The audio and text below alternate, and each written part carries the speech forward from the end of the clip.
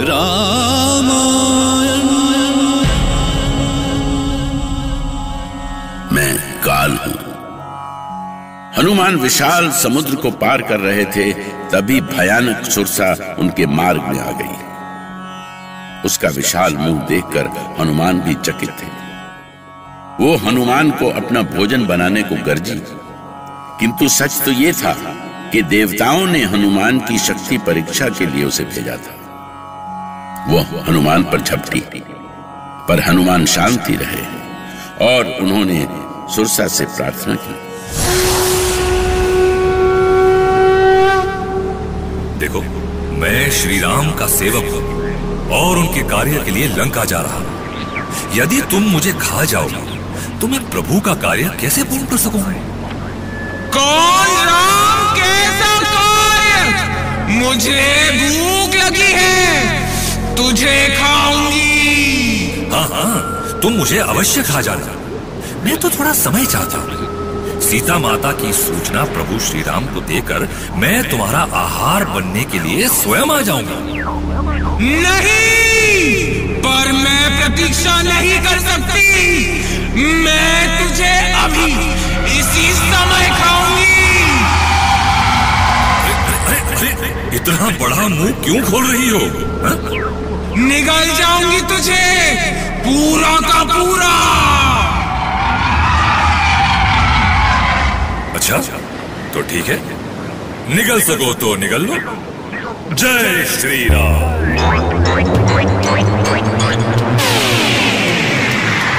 ओ, तो तू अपना शरीर बढ़ा रहा है। तू अपना शरीर कितना भी बढ़ा ले, मेरे मुंह से बड़ा नहीं हो सकेगा।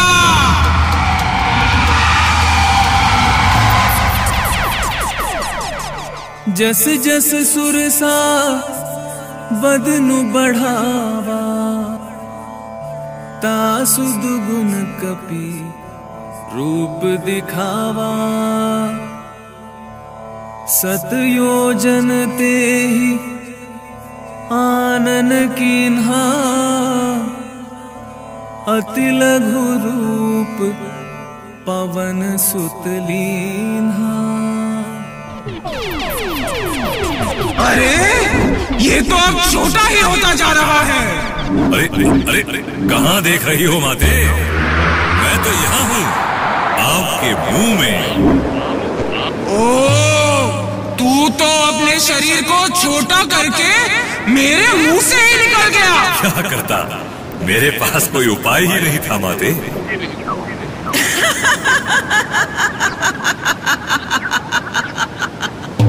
तुम धन्य हो हनुमान, इस परीक्षा में तुम सफल हुए। तुम्हारे बल और बुद्धि की परीक्षा लेने के लिए ही देवताओं ने मुझे भेजा था। जाओ, तुम्हारा कार्य सफल हो।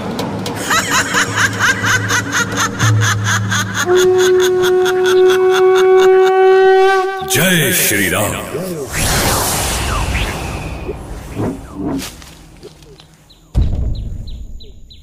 आपकी कृपा से मैं लंका की सीमा तक तो पहुंच गया प्रभु, पर अब यहां से कहां जाऊं?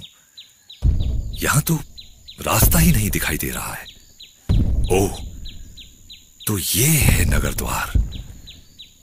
आप धन्य हैं प्रभु, अंततः आपने मुझे मार्ग बता ही दिया। कौन है ये चोर? हैं?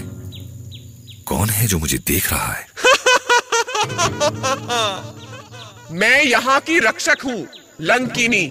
मेरी अनुमति के बिना कोई भी लंका का ये द्वार पार नहीं कर सकता। बोल, कौन है तू? मैं एक विशेष कार्य से जा रहा हूँ देवी, मुझे मत रोको। तुम्हें पता नहीं कि तेरे जैसे चोर मेरा आहार है। आज तक इस द्वार को जिसने भी चोरी छिपे पार करने की सोची, उसे मैंने अपना आहार बनाया है। मैं तो ऐसे ही लोगों की प्रतीक्षा करती हूँ। इसका अर्थ ये हुआ कि तुम मुझे भी अपना आहार बनाओगी? अरे, बड़ा समझदार है तू तो ये ले, पहले तू ये खा, मेरी महामुष्टिका।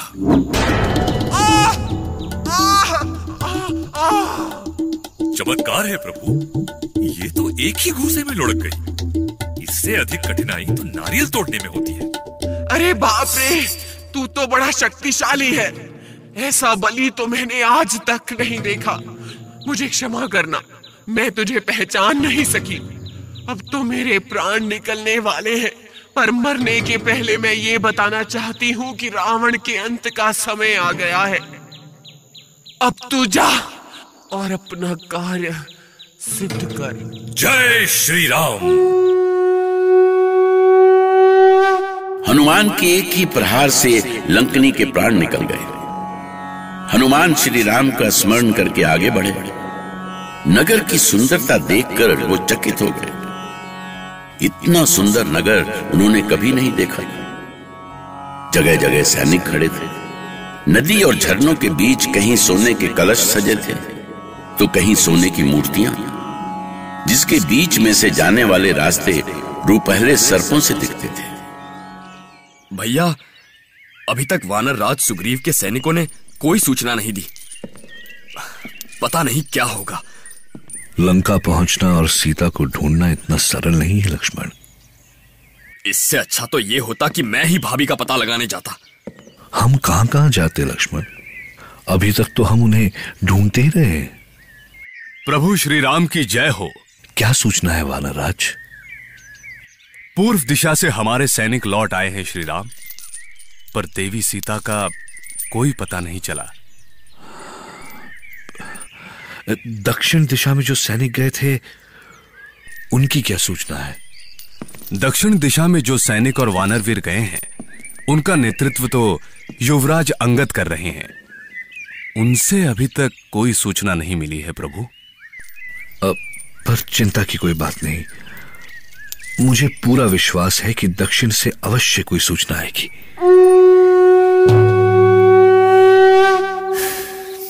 अब कहां ढूंढूं माते सीता को?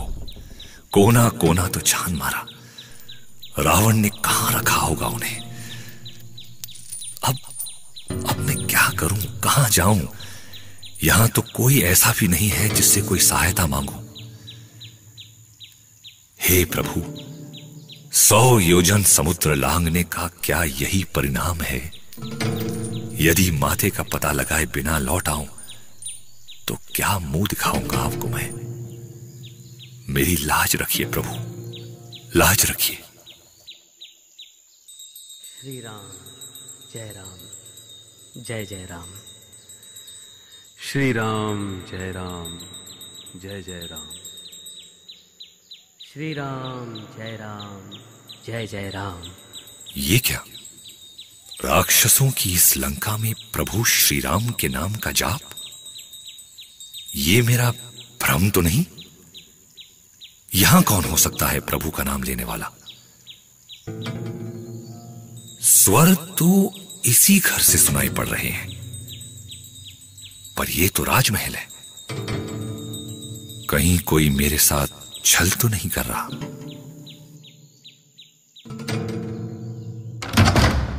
आप इसी तरह राम नाम का जाप करते रहेंगे तो लंकेश फिर से आपको दंडित करेंगे।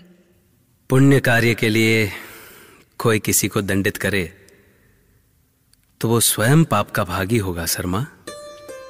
पर ये बातें आप लंकेश को कैसे समझाएंगे? और यदि आप समझाने का प्रयास भी करेंगे तो वो नहीं समझेंगे। देखो शर्मा, धर्म का कार्य डरकर नहीं किया जाता। मेरी आस्था जिसमें है मैं उसी का जाप करूंगा। आस्था तो मेरी भी श्री राम में है, पर क्या करूं, हृदय से ही उन्हें स्मरण कर लेती हूं। एक दिन चोरी चोरी देवी सीता से मिलने गई। उनका दुख देखकर मेरा भी मन दुखी हो गया।